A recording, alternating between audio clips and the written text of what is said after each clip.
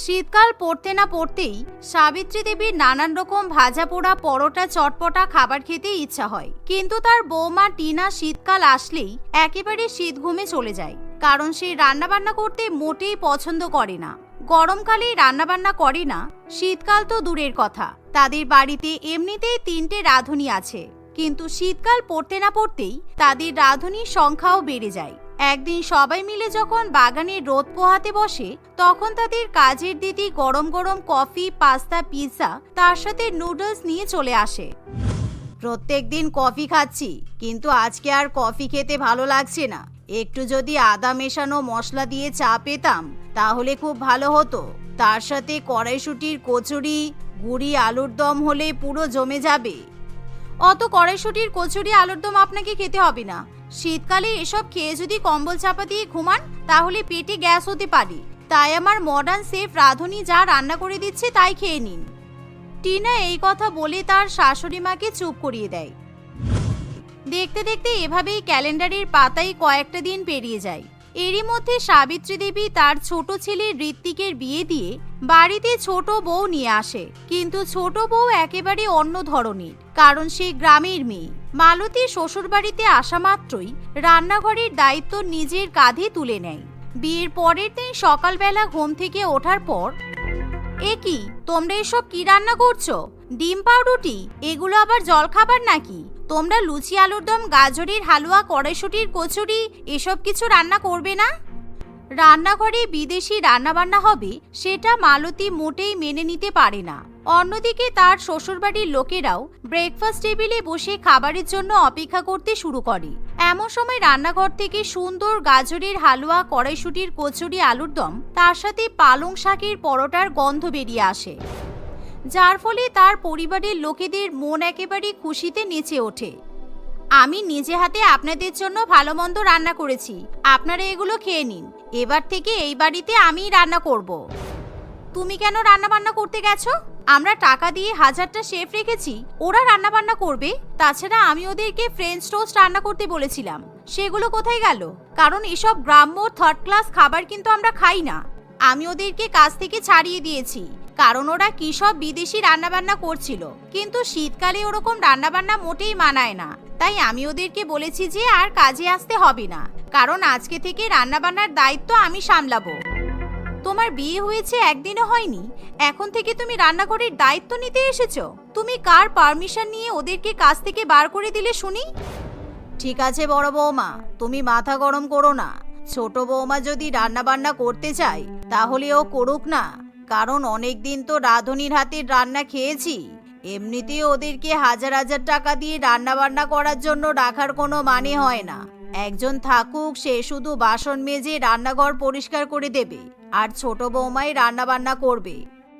এমন কথা শুনে মালতী খুব খুশি হয়। মালতী তখনই রান্নাঘরে যায় আর গ্রামীণ পদ্ধতিতে আবার শীতকালীন খাবার রান্নাবান্না করতে শুরু করে দেয়।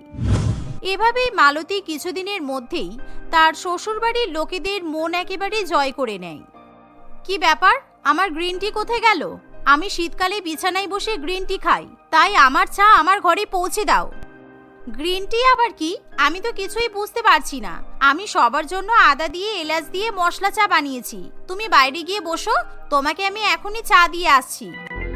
ইস, টিপিক্যাল ভিলেজ ওমেন, অশিক্ষিত। গ্রিন টি মানে সবুজ চা, ওটা শরীরের পক্ষে হেলদি। শীতকালে গ্রিন টি খেলে ত্বক ভালো থাকে। তুমি তা না করে বেশি চিনি দিয়ে, দুধ দিয়ে মশলা চা বানিয়েছো। এবার আমার জন্য গ্রিন টি কে বানিয়ে দেবে? এখন তো বাড়িতে রাঁধুনিও নেই, অসহ্যকর। এই বলে টিনা নিজের জন্য গ্রিন টি বানিয়ে নেয়। ফ্রিজ থেকে ওটস এবং ফল বার করে সে নিজের মতো ব্রেকফাস্ট বানিয়ে সেখান থেকে চলে যায়। কিন্তু মালতী সবার জন্য দেশি খাবারই রান্নাবান্না করে। কিন্তু টিনা মালতীর হাতে রান্না করা গ্রামীণ খাবার কিছুতেই খেতে চায় না। এখন সে নিজের জন্য মাঝে মধ্যে অনলাইন থেকেও খাবার অর্ডার করে খেয়ে নেয়। একদিন সন্ধ্যাবেলা, ওরে বাবারে কি ঠান্ডা পড়েছে, ঠান্ডায় একেবারে কেঁপে যাচ্ছি। বৌদি, তুমি রান্নাঘরে গিয়ে আমাদের জন্য গরম গরম মোমো বানিয়ে নিয়ে এসো তো। সেই আগের বছর শীতে আমাদেরকে একদিন মোমো বানিয়ে খাইয়েছিলে, মনে আছে? তারপর থেকে তো তুমি আর মোমো বানাওনি। কি, আমি এখন এই ঠান্ডার মধ্যে তোমার জন্য মোমো বানাবো? কোনো দরকার নেই। আমাদের বাড়ির সামনে একটা মোমোর দোকান হয়েছে, আমি সেখান থেকে অনলাইনে মোমো অর্ডার করে দিচ্ছি। এই বলে টিনা অনলাইনে গরম গরম মোমো অর্ডার করে। টিনা শ্বশুরবাড়ির লোকেরা মোমো খেতে খুবই পছন্দ করে, তাই সবাই মোমোর কথা শুনে খুবই খুশি হয়। অন্যদিকে মালতী রান্নাঘরে গিয়ে সবার জন্য গরম গরম আলুর চপ, সিঙ্গারা, এমনকি ফুলকপি এবং বাঁধাকপি দিয়ে গন্ধরাজ মোমো বানিয়ে নিয়ে আসে। দিদি, তুমি ওইসব ফোনের মধ্যে কি খুটখুট করে অর্ডার করলে, ওগুলো ক্যান্সেল করে দাও, কারণ আমি নিজে হাতে গরম গরম সিঙ্গারা, পেঁয়াজি, আলুর চপ আর গন্ধরাজ মোমো বানিয়ে নিয়ে এসেছি। তুমি কেন বেশি পাকামি করতে গেছো? আমরা এখন এসব কিছু খাবো না, কারণ আমরা রেস্টুরেন্টে মোমো খাবো। বড় বৌদি, বলছি যে ছোট বৌদি কিন্তু ঠিক কথাই বলছে, তুমি বরঞ্চ অনলাইনের অর্ডারটা ক্যান্সেল করে দাও, কারণ ওরা কিন্তু বেশি টাকা নিয়ে চলে যাবে আর মোমো কিন্তু পরিমাণে কমই দেবে। ওরকম 100 টাকা দিয়ে 5টা মোমো খেয়ে পোষাবে না। তার থেকে দেখো ছোট বৌদি কত কিছু রান্না করেছে, শীতের মধ্যে আমরা সবাই মিলে একসাথে বসে এগুলোই খেয়ে নিই। দিশা এই কথা বললেই টিনা খুব রেগে যায়। অন্যদিকে বাকিরা একসাথে বসে ছোট বৌমার হাতের স্ন্যাক্স খেতে শুরু করে দেয়। কিন্তু মালতী গ্রামের মেয়ে হয়েও এত সুন্দর মোমো বানায় যে কেউ সেটা বিশ্বাস করতে পারে না।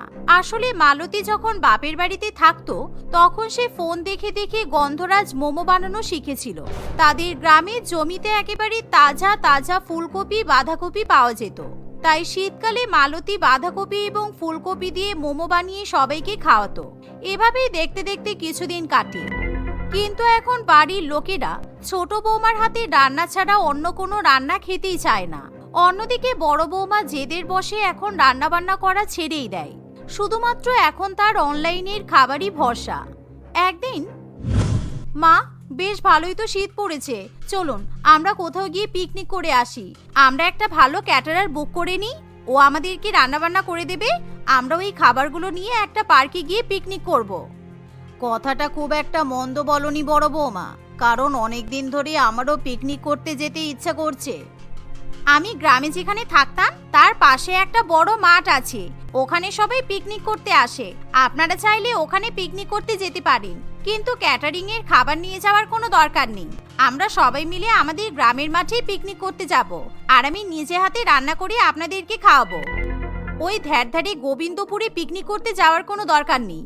আমাদের শহরে অনেক বড় বড় গার্ডেন আর পিকনিক স্পট আছে, আমরা সেখানেই পিকনিক করতে যাব। বড় বৌমা টিনার কথায় কেউ কোনো রকম পাত্তা দেয় না। পরের দিন সকালবেলা তারা সবাই মিলে মালতীদের গ্রামে গিয়ে পৌঁছায়। তাদেরকে দেখে মালতীর বাবা মা খুবই খুশি হয়। তারা খুব ভালো করে অতিথি আপ্যায়ন করে, কিন্তু টিনার যেন কোনো কিছুই পছন্দ হয় না। আপনারা আমাদের বাড়ির পাশে এসে পিকনিক করবেন বলে আমি আপনাদের জন্য মাঠটা একেবারে পরিষ্কার করে দিয়েছি, আপনারা সারাদিন এখানে আনন্দ করতে পারেন। তার শ্বশুরবাড়ির লোকেদের এত ভালো ভালো খাবার দেখে একেবারে মন ভরে ওঠে, কারণ অনেকদিন তারা সেই খাবারগুলো খায়নি। বড় বৌমার পাল্লায় পড়ে এতদিন তারা রুটি, পাউরুটি, ব্রাউন রাইস, শাকসবজি খেয়ে এসেছে। দিদি, তুমি তো শুধু ফোন নিয়ে ঘুরে বেড়াচ্ছ আর ফটো তুলছো। আমি রান্না করছি, আমাকে একটু সাহায্য করো না, দেখবে তোমার ভালো লাগবে। তুমিও আমার মতো রান্না শিখে যাবে। তোমার মতো এরকম গাইয়া রান্না শেখার আমার কোনো দরকার নেই গো, কারণ আমি যথেষ্ট ভালো রান্না করতে পারি। আমি পিকনিক করতে এসেছি, তোমাকে হেল্প করতে আসিনি। তুমি নিজে রান্না করো। এই বলে টিনা নিজের হাজারটা সেলফি তুলতে ব্যস্ত থাকে। এমন সময় হঠাৎ করে একটা গাছের উপর তার চোখ পড়ে। ও মাই গড, পার্সলে অ্যান্ড লেটুস পাতা! আমাদের শহরে এগুলোর তো অনেক দাম। আমি যখন বার্গার কিংবা বিদেশি কোনো খাবার বানাই তখন এগুলো একদম দিতে পারি না। ভালোই হয়েছে, এখান থেকে সব পাতা আমি ফ্রিতে নিয়ে চলে যাব, আমাকে 1 টাকাও দিতে হবে না। টিনা এই ভেবে অন্যের জমি থেকে পাতা চুরি করতে চলে যায়, কিন্তু সে এতটাই বোকা, সে বুঝতে পারে না যে ওটা কোনো ক্ষেতের জমি নয়, বরঞ্চ পানা পুকুর। তাই সে পা পিছলে গিয়ে একেবারে কাদায় মাখামাখি হয়ে যায়। ও মাই গড, আমি পড়ে গেলাম, আমাকে বাঁচাও। ও মাই গড, কি হলো এটা? কে কোথায় আছো? আমাকে বাঁচাও। টিনা এভাবে চিৎকার চেঁচামেচি করলে গ্রামের লোক একেবারে পানা পুকুরের পাশে এসে জড়ো হয়। সবাই মিলে টিনার এমন অবস্থা দেখে খুবই হাসতে শুরু করে। মালতী কোনো মতে টিনাকে উদ্ধার করে পানা পুকুর থেকে তুলে নিয়ে যায়। দিদি, তুমি পানা পুকুরে পড়ে গেলে কি করে? তুমি তো ফোনে ফটো তুলছিলে। সব তোমার জন্য হয়েছে। আমি যদি তোমার পাল্লায় পড়ে এই গ্রামে পিকনিক করতে না আসতাম তাহলে এরকম অবস্থা হতো না। আমি সবেমাত্র শীতকালে আমার রাফ স্কিন ঠিক করার জন্য পেডিকিউর, ম্যানিকিউর আর ফেসিয়াল করিয়েছিলাম, কিন্তু এখন দেখো পানা পুকুরে পড়ে গিয়ে সব নোংরা হয়ে গেল। আই হেট ইউর গ্রাম।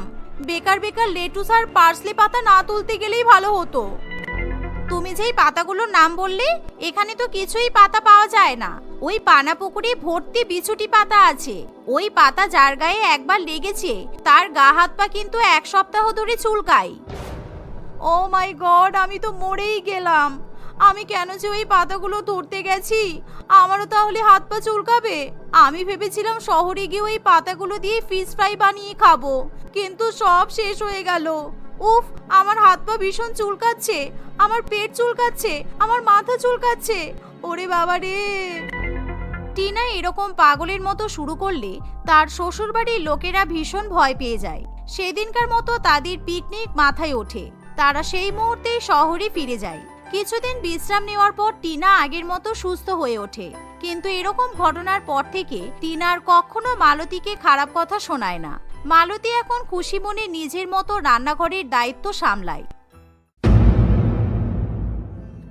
জয়িতা দেবী তার 2 ছেলে এবং বৌমার সঙ্গে বাস করত। তার বড় ছেলে আবিরের বউয়ের নাম হলো ফাল্গুনী এবং ছোট ছেলে আকাশের বউ হলো হিমাদ্রি। ফাল্গুনী দেখতে খুবই সুন্দর এবং ফর্সা ছিল, অন্যদিকে হিমাদ্রি দেখতে খুবই কালো ছিল। হিমাদ্রির গায়ের কালো রঙের জন্য তাকে তার পরিবারের কেউই পছন্দ করত না, এমনকি তার বর আকাশও লোকজনের সামনে হিমাদ্রিকে বউ হিসেবে পরিচয় দিতেও দ্বিধাবোধ করত। এরকম ভাবে সময় কাটতে থাকে। বিয়ের 7 মাস কেটে গেলেও হিমাদ্রিকে ওই বাড়ির বৌমা হিসেবে যোগ্য সম্মান ও মর্যাদা দেওয়া হয়নি। মা, আজকে আমার শরীরটা খুব খারাপ লাগছে, কেমন যেন মাথাটা ভারী ভারী হয়ে আছে, আর পেটেও খুব ব্যথা করছে, গায়ে জ্বরও আছে মনে হয়। বেশ কিছুদিন হয়ে গেল এরকম হচ্ছে, আমি বুঝতে পারছি না কিছু। এখন আমি অফিসে যাব কিভাবে বলো তো?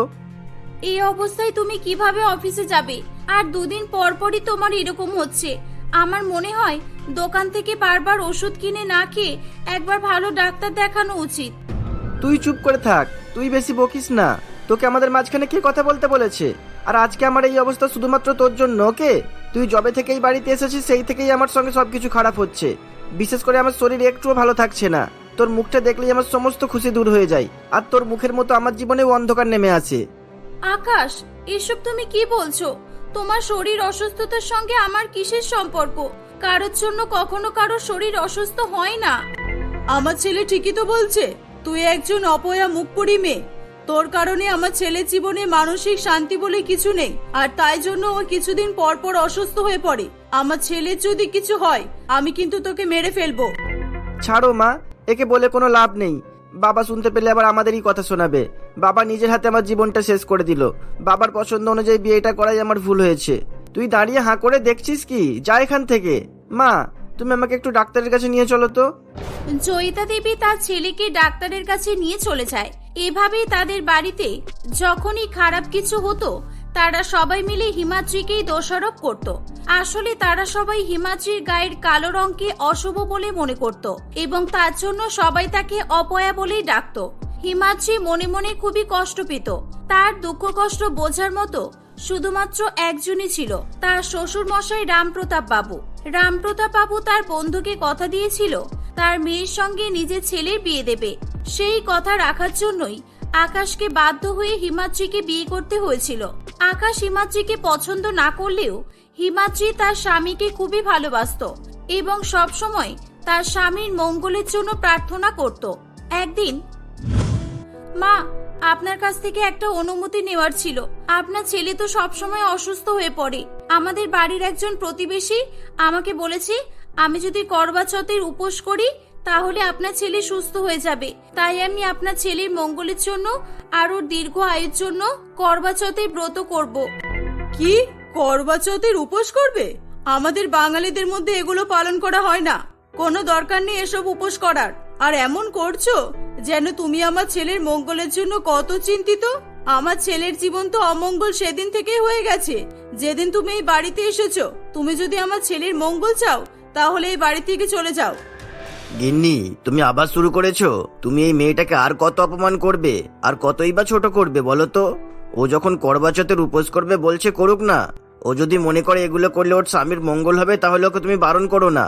বৌমা, তোমার যেটা ভালো মনে হয় তুমি সেটাই করো। আর শাড়ি, গহনা কিংবা অন্য কিছুর প্রয়োজন পড়লে আমাকে বলবে, কেমন? ও, এবার বুঝেছি। এই কালি নতুন নতুন শাড়ি আর গহনা নেওয়ার জন্যই এসব উপোস টুপোস করবে বলছে। আমারও একটা ভালো সুযোগ আছে, এই সুযোগটাকে কাজে লাগাতে হবে। বাবা, আমিও উপোস করব। আমিও আমার স্বামীর মঙ্গল চাই। আমাকেও কিন্তু শাড়ি, গহনা আর সাজগোজের যা যা জিনিস লাগে সবকিছুই কিনে দিতে হবে। ঠিক আছে বড় বৌমা, এই নাও টাকা। আর তোমাদের দুজনের যা যা লাগবে মার্কেটে গিয়ে দুজনে কিনে নিও।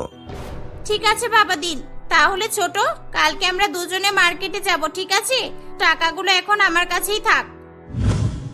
এই বলে ফাল্গুনি টাকাগুলো নিয়ে সেখান থেকে চলে যায়। পরের দিন ফাল্গুনি হিমাদ্রিকে নিয়ে মার্কেটে যায়। কিরে, তুই কি কিনবি, কিছু ঠিক করেছিস? না না, আমি কিছু ঠিক করিনি। আসলে আমি প্রথমবারের মতো করবা চৌথের উপোস করব তো, তাই জন্য আমার এই বিষয়ে কোনো রকমের কোনো আইডিয়া নেই। হ্যাঁ, তোর আবার কিসের চয়েস থাকবে বলতো? এমনিও কালো মেয়েদের কোনো চয়েস থাকে না, তাদেরকে যে কোনো কিছু একটা ধরিয়ে দিলেই হলো। ঠিক আছে, আয় ওই শাড়ির দোকানে যাই। এই যে দাদা, আমাদেরকে শাড়ি দেখান তো। কেমন ধরনের শাড়ি দেখাবো ম্যাডাম? সিম্পলের মধ্যে নাকি ভারী কাজের মধ্যে? কম দামি, বেশি দামি, মিডিয়াম রেঞ্জ, কোনটা বলুন? সব রকমেরই দেখান, যে দুটো পছন্দ হবে সেই দুটোই নেব।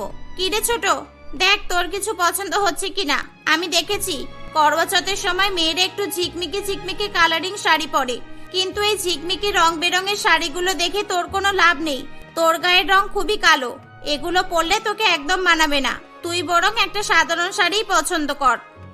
দিদি, এই উপোসটা করার জন্য কি নতুন শাড়ি পরতেই হবে? আমার তো এরকম কিছু জানা নেই। তবে আমি শুধু আমার স্বামীর সুস্থতার জন্যই উপোস করব। এইসব কেনাকাটা আমার না করলেও চলবে। সেটা তো শ্বশুর মশাইয়ের সামনেই বললেই পারতিস। আমি যদি তোকে কিছু না কিনে দিই, তাহলে শ্বশুর মশাই তো ভাববে তোর ভাগের টাকাগুলো আমি মেরে নিয়েছি। ঠিক আছে ছাড়, আমি তোর জন্য একটা শাড়ি পছন্দ করে দিচ্ছি। এই যে, এই শাড়িটা তোর গায়ে একদম ঠিকঠাক মানাবে, আর এটা আমার গায়ে ভালো মানাবে। এই দুটো প্যাক করে দাও দাদা। ফাল্গুনি খুবই চালাকি করে নিজের জন্য একটা দামি শাড়ি চয়েস করেছিল, আর হিমাদ্রির জন্য একটা কম দামি সাধারণ শাড়ি পছন্দ করেছিল। হিমাদ্রির এগুলো নিয়ে কোনো মাথা ব্যথা ছিল না। তার জীবনে তার স্বামীর ভালোবাসার বড্ড অভাব ছিল, তাই সবসময় সে তাই নিয়ে চিন্তা করত। কি রে, কি ভাবছিস? বলছি যে ওই দোকানটায় চল, সাজগোজের জিনিসগুলো কিনতে হবে তো। ও, আমি তো ভুলেই গেছি রে, তুই তো দেখতে কালো।